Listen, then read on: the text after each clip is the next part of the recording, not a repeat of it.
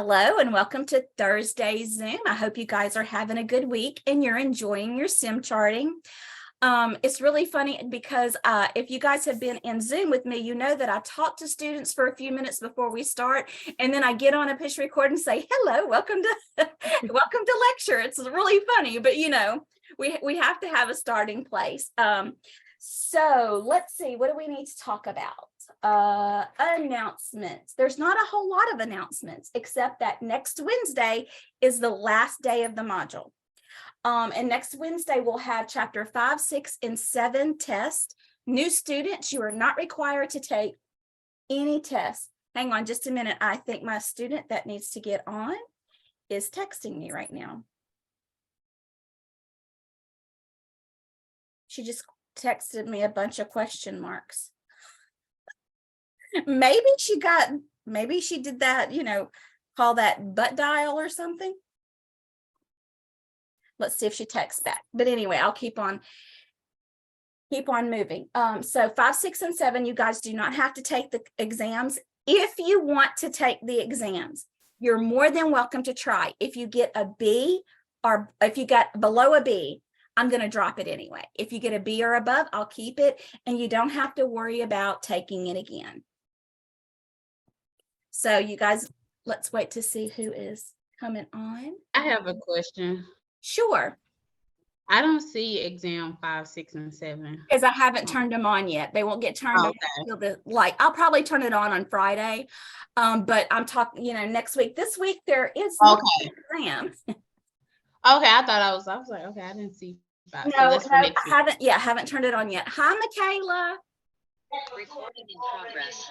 Hi, How are you? I'm good. Good deal. Okay, and then so we're going to be starting, that means we're starting the new module, which is going to be module 157 next Thursday.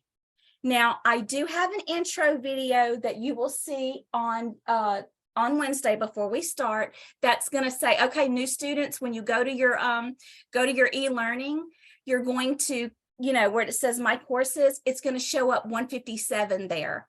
Right now, I don't know if you still see orientation or not, but you see 156, You're going to see 157. So that's where you know that you're going to be doing 157. I am going to be emailing you guys out on Friday what I want you to do Monday, Tuesday, and Wednesday. Because like I said, I don't feel like I need to put you straight into e-learning. But come Thursday, you will start working in My Unitech. You will start uploading there. Matter of fact, if you want to start uploading whatever I'm asking you to do, if you want, no, strike that. Just email me. Just keep emailing me. It's easy that way. It's easy for you guys that way. And look, it's really funny because I printed all of your names up, and as you email me your assignment, I put a check by your name. So I don't have to go back and look. So I don't have to try to keep up with it. So that's really it for next week. I do want to tell you, and it's in e-learning, but I'm going to tell you now, I am taking off April the 7th and 10th. I'm going to do a 4-day weekend. I will make sure everything is uploaded for you and everything's ready to go. If you have a question, you can text me, but I won't take calls. I never really take any time off, y'all. I've gone out of town, gone on vacation, did different things, and you're always going to be able to get me. But unless it's an emergency, wait until Tuesday. And I will make sure that I have a couple of senior students' numbers up on e-learning in case you need step-by-step instructions. Jenny. And you can text them and say, you know, hey, I'm having trouble with this, that, or the other thing. The Zoom meeting we're supposed to attend today, not sure where the link is. Get into My Unitech in the gray tab area, click Zoom meetings, and the link is there. Yes, I'm old and I have to talk my words as I'm typing. Does any of your mothers or grandmothers do that? Y'all remember when you used to get a spanking and your mom would talk to you? I told you not to type. I think that's where it comes from. I don't know. All right, so I am going to share my screen, and what we're going to be looking at is we're going to be looking at chapter 6. And I want to talk to you about some of the key terms, because these key terms are going to be on your certification exam, and they're also going to be on your chapter quizzes. Okay, this is what I want to know. Jenny, do you want me to do a Zoom next Tuesday for a review, or just put up study guides? What do you think? I'm good with study guides. Okay, then I won't schedule another Zoom. I'll just do study guides. And you usually know what the study guides are, right, Jenny? Yeah. Usually my study guides are exactly what's on the test. So I don't do all the trick stuff, y'all. I just don't do it. Okay, so let me share my screen. Am I already sharing? No, I'm not. Okay, can y'all see the textbook? Yeah. Okay, so what are some important terms to know? Abuse. Okay, so I want to talk a little bit about abuse. When we talk about abusing someone, that's intentional, right? When you abuse someone, that's not an accident. Okay, well, I need you to think about the word abuse in a different way. I need you to think about it in a more administrative way. So abuse is an unintentional deception when it comes to medical documentation. So if you were a coder and you accidentally build the wrong code over and over and over again, that would be considered abuse if you didn't know, right? Because it's unintentional. So I need you to take out of what we think about abuse is right now and think about it in the administrative way, and abuse is unintentional. The next thing that I want to talk to you about is coding variance. Coding variance is a fancy word to say coding mistakes. So medical coding mistakes caused by computer error or by various kinds of human error, from simple carelessness to incorrect application of coding guidelines and procedures. So coding variances are simply coding mistakes. Okay, so Jenny, you're going to know this, but what is CPT? Current procedural terminology. Yeah, well, you guys didn't get to go through CPT yet. It's the coding part of our curriculum, and it's what you'll be doing the most of. And that is codes for procedures. That is what the doctor does. If you get a tonsillectomy, if you get a hysterectomy, if you go to the doctor, that's all CPT. An encounter form. When you go to the doctor and, you know, they pick up your chart and they bring you in the room and they put that little chart on the outside of the door, right? You guys have all seen it. And usually they turn some sort of a colored flag of some sort, right? The doctor comes in, they pick up that paper chart. A lot of times it's paper still, or they may have a little iPad. But in that chart, when the doctor's talking to you, you see them writing. They're writing on your encounter form. That's what an encounter form is. Okay, fraud is intentional. Abuse, unintentional. Fraud, intentional. If you remember those two key words to go with those words, then you're not going to forget what they mean. So fraud is intentional. Fraud can be presenting claims for services that are individually or entity knows or should know to be false, resulting in a benefit to the presenting party. So if you're a coder and you're just making up procedures and different things that the doctor's doing, and he's not really doing those, and you're getting paid for it, that is fraud. Not that I would expect that any of you guys would ever do that, but that's what fraud would be. What is a guarantor? It's the person who's responsible for paying the bill, isn't it? So when you go to the doctor's office and you fill out your paperwork, Do you always have to fill out a part that says who the guarantor is? For your kids, guess who it is? You. So you're the guarantor. A HIPAA 5010 form is the standard electronic form used by non-institutional provider or supplier to submit a claim electronically to Medicare and most other insurance carriers for covered services. So a 5010 form, as a coder, I rarely ever had to fill out one by hand. When you have an EHR system, when you're putting that information into your EHR system, most of the time it's going to print it out on a 5010 form electronically, and you don't really ever even see it. ICD-10-CM is International Classification of Diseases. We're on the 10th revision with clinical modifications. That is, how sick are you? What do you have? You have scoliosis. You have an infected right toe. So the CPT, which is procedures, that's what the doctor does. ICD-10 coding is why he does it. Let's see. Okay, third-party payer is an organization other than the patient that pays for incurred medical expenses. So that's your insurance, right? Who can tell me what the largest third-party payer in the nation is? Medicare. It is Medicare. Medicare is the largest third-party payer in the nation. Medicare also has the strictest rules when it comes to billing and coding.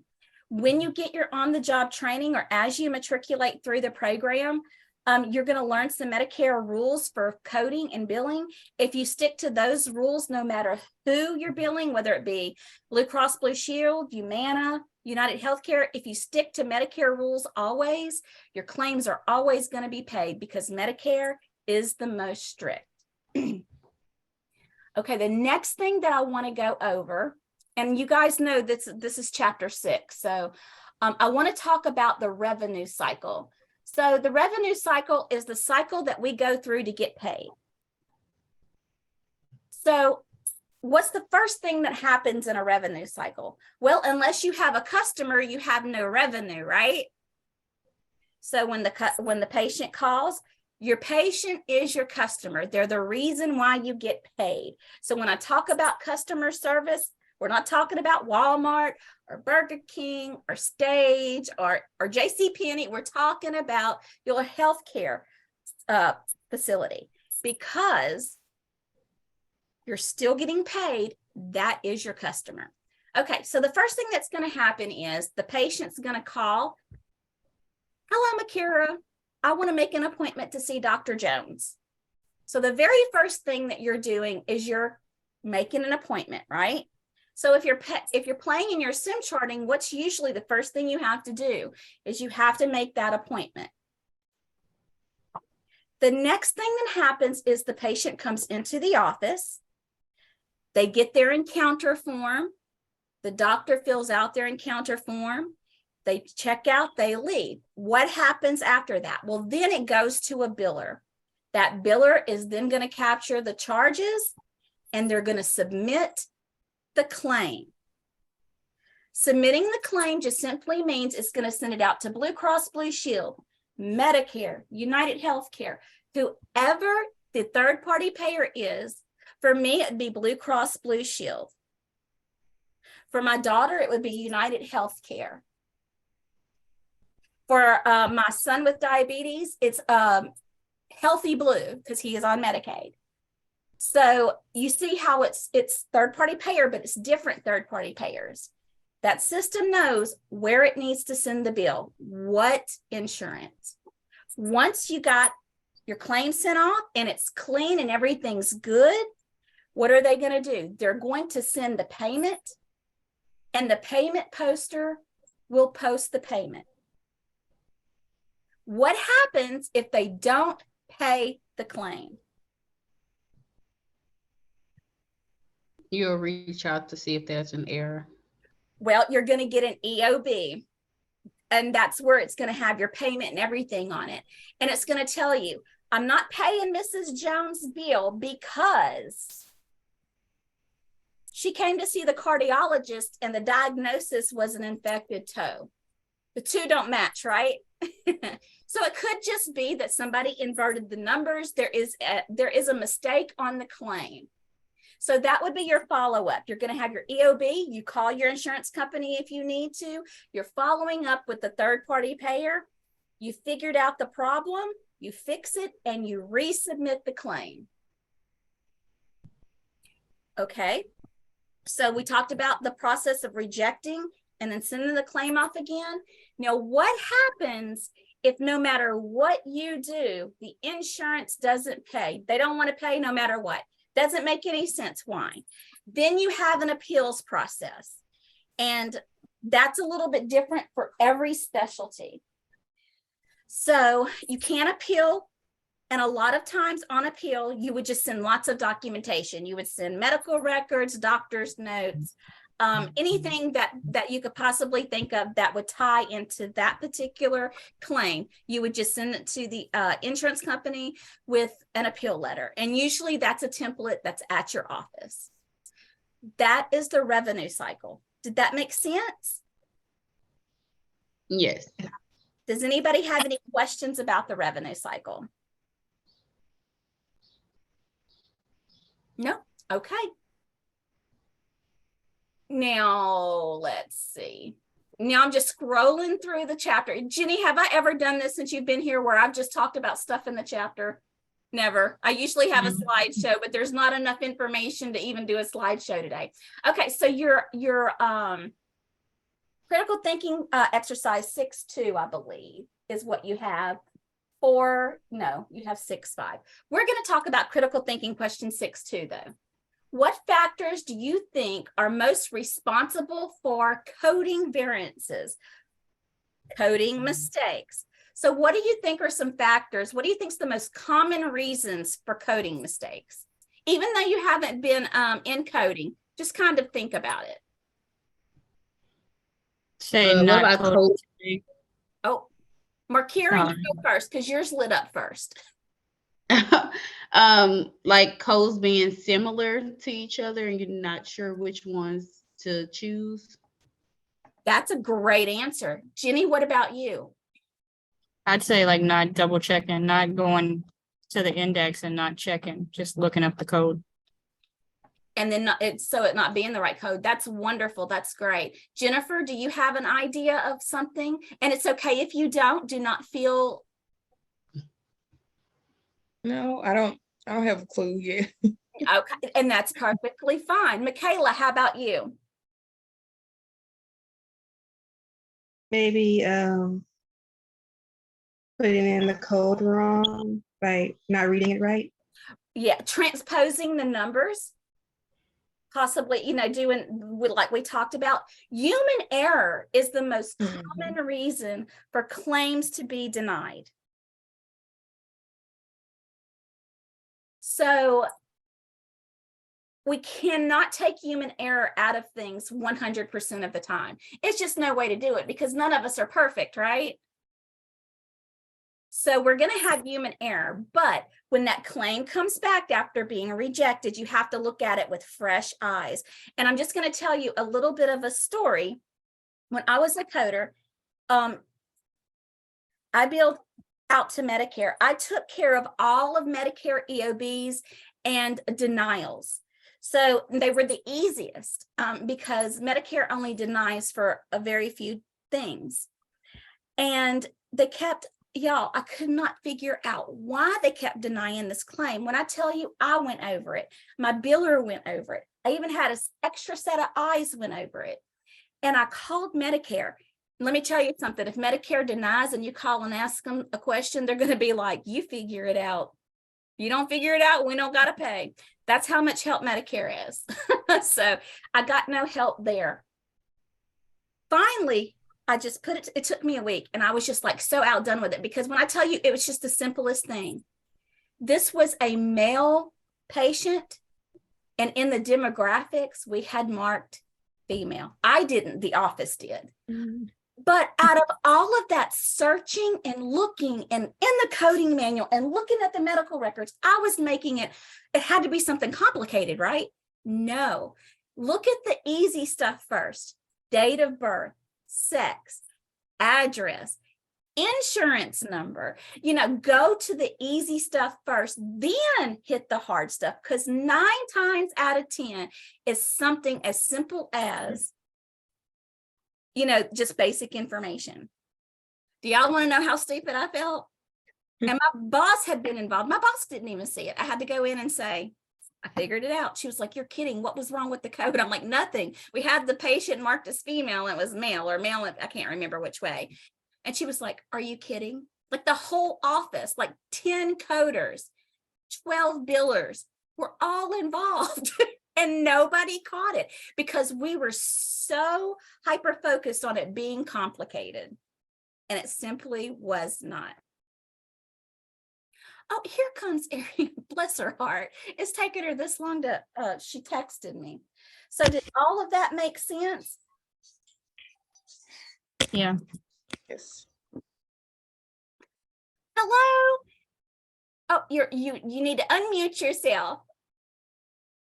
Okay, I'm sorry. Oh, it took forever No, to you're get good. here. Well, we're just glad you're here. Would you pronounce your name for me, please? Ariana. Ariane. Okay. Yes. All right. Ariane, this is her first time to be with us. She started with Michaela and Jennifer and Makira. Is that right? Markira. Markira, listen. I just want to take a few minutes because this is her first time to be with us. And we just kind of went over chapter 6, something that y'all are not even responsible for, new students, but we just went over it and talked about it. But I want to just spend some time with you today just to kind of get to know us. This is the first time you get to be with us. And then I'm going to help you get into your sim charting. All right. Who found that to be a headache? I did a little bit, but I know mine, you gotta, mine doesn't like pop up every time. I have to actually click on the little red pop-up thing to actually get it to come up. It does, even after 10 times logging in, I still have to click the pop-up to get it to come up. Right. So you have to turn your pop-up blocker off every single time. Mhm. Yep. Y'all, this sim charting. I'm excited to get out of coding because we're in there forever. I'm tired of looking at that book. But then we move into sim charting and then we're like, oh, it's a headache. It hasn't been that bad this time. You guys have done really, really well with it. So I want everybody to introduce themselves. Ariane, you introduce yourself first and tell us a little bit about you, and then we'll do the same for you. Well, I'm Ariana. I currently live in New Orleans, Louisiana. That's where I'm from. I'm a single parent, so I know y'all hear Grace is going in the background. She's in her swing, so I had to try to feed her and get her together so I could get on here and do it because it's impossible when she's hungry to do anything. As y'all probably would know that already. I was trying to find the email to get in, and I'm like, oh my God, it's just horrible. So anyway, that's me. I'm a single mom, so I'm gonna try to get work and stuff done at night when she sleeps because it'll be easier for me, because during the day it's gonna be probably just impossible because you know how babies are, they're very needy, and she's only 5 months, so she's gonna be that way till she gets older. So I just have to try to do my work on my time and not her time. So that's kind of how I I'm gonna just look at balancing it out. But for now, she's quiet. Yeah, well, listen, most of us are mamas, and so we understand that. Please don't ever allow that to not have you join class. I mean, you can always mute yourself if she's fussy, and you can still hear us, and then just let me know she's fussy. I'm not, don't ask me questions today because I can't answer. But Okay. and if we don't have the record button on, it's perfectly fine. We're recording right now, so everybody can see this. Okay. But usually I'll say, okay, I'm gonna stop recording, and then we can stay after, and it, the noise and stuff. It's just our personal visitation time. I got you. All right. So Jenny, tell us about yourself. Jenny's Hi. I'm Jenny. I'm in like the end of my 7 months so far in the program. I'm from the Zalmans, got one son. And I know at the beginning it can be kind of crazy and you feel like it's just too much, but trust me, as soon as you stick with it and it gets easier. It's almost like second nature now. At first I thought it was too much work, but now I'm like, oh, that was easy. So, You never Well, told how's me you it been thought so it was far? too much work. Oh, I'm sorry. I was just asking how she liked it so far. I'm just anxious to know. I love it. I love the coding. I actually miss the coding. That's like my favorite thing. That's good. Yeah. Wait, so Yeah, you've it'll been be- it'll been be down the better. road before? Like you've coded before? Yeah, this is my 7th month in the program. So when I started, I think they were just ending like the office module. So I started with coding